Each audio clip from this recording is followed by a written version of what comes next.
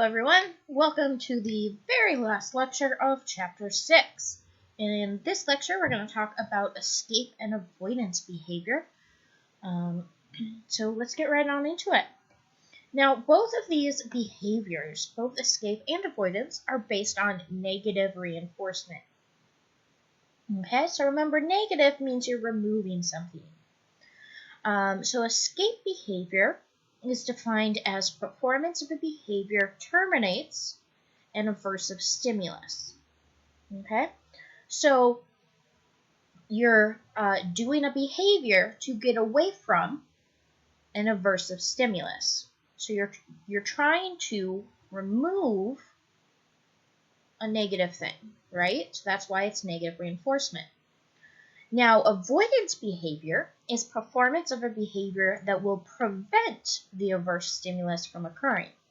So in other words, it's like you do your homework to avoid, right? To avoid being grounded. So the aversive stimulus here is being grounded, and you're doing the behavior, your homework, to avoid that. Now, in escape behavior, then the aversive stimulus is already happening. So you need to do a behavior to avoid it. So this could be like, well, let's talk about it. So we see this mostly in animals a lot. So we talk about stimulus response outcome. So usually we have a shock, and the response would be to cross the barrier, and the outcome is the removal of the shock. So pretty much what happens is we have this, it's called a shuttle box. The ground is metal, and we'll put the rat in one side, say over here, and what we'll do is we'll put a small electrical current through the bottom, so the feet of the rat get shocked. Now, to avoid the behavior, or to avoid the shock, or to escape it, they just need to move to the other side of the box. They just need to go through this hole. And then this side of the box has no shock. Okay, so that's the escape behavior. You're escaping something negative, right? So this could be like if you're in a fight, then even if you think you're right and you did nothing wrong, you might just say, okay, you're right? Because you want to get out of an argument. So this happens a lot with friends, or say a girlfriend and boyfriend, they get in a fight, they both think they're right, no one wants to apologize. But say one of them, you are in a fight with your significant other, you both think you're right. So the stimulus here, the negative thing you want to avoid is fighting. So how are you going to respond to the fighting to escape it? What you might do is apologize, or just say, okay, you're right, or I was wrong. So that's your response. And the outcome is you're no longer fighting. Okay, so that's an example of escape behavior in humans. You're trying to escape something that's happening. So you're escaping a fight, or the rat is escaping the shock. Now, the opposite of that would be avoidance behavior. Or not the opposite, but another example. So here, in the rat example, in the same box, then you can see how there's some lights up top. So what the stimulus might be is a light, so the light will turn on, and that light's going to tell the rat will have learned that when the light's on, a shock is going to occur. So if I want to avoid the shock, I need to move to the other side. Okay, so there's a stimulus, a response, and an outcome still.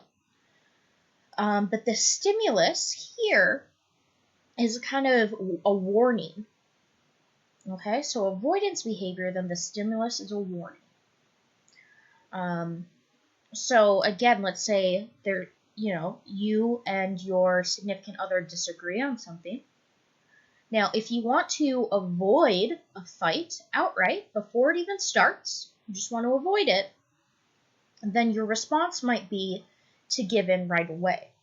So you're not even going to defend yourself at all. You're going to see that she disagrees. Just say, sure, whatever, you're right. You avoid the fight altogether. Okay?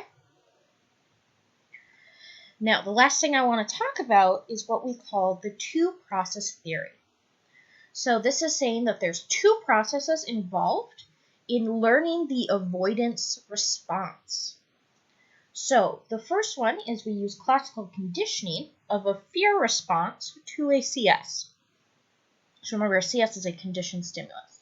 So here, if we use the light thing again, then we've got that the light is our neutral stimulus, the shock is our unconditioned stimulus, and fear is a unconditioned response.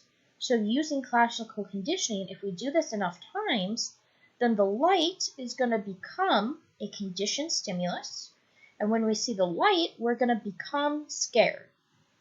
So fear is now our conditioned response again. Does that make sense? Now the second process would be operant conditioning of escape response to fear-evoking stimulus. So our light would be stimulus, climbing over the behavior would be our response, and a reduction in fear would be our stimulus response, or our stimulus reward.